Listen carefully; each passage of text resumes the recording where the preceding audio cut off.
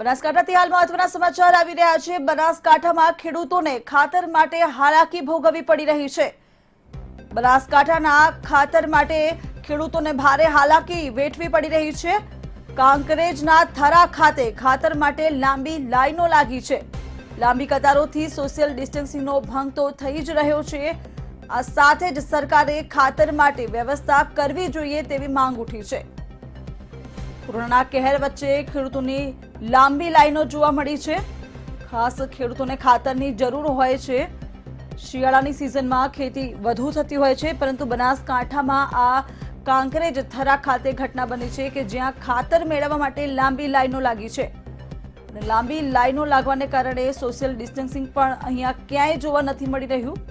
એક તરફ ખેડૂતો લાંબી લાઈનમાં ઊભા છે, ત્યારે લાઈનમાં સોશિયલ ડિસ્ટન્સિંગ ન હોવાને કારણે કોરોનાનો ભય પણ સતાવી રહ્યો છે। આપ દ્રશ્યોમાં જોઈ શકો છો કે ખાતર લેવા માટે કેટલી લાંબી લાઈન લાગી છે।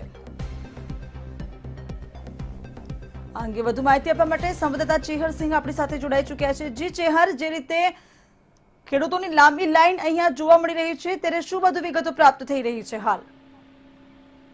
એ આપને જણાવી દઉં કે કેટલાય સમયથી ખાતરની બહુ મોટા પાયે અસર બનાસકાંઠામાં જોવા મળી રહી છે। ત્યારે આજે કાંકરેજ તાલુકાના થરા ખાતે પણ અનેક એકડો દુકાનો ઉપર લાંબી લાઈનો કતારો જોવા મળી હતી।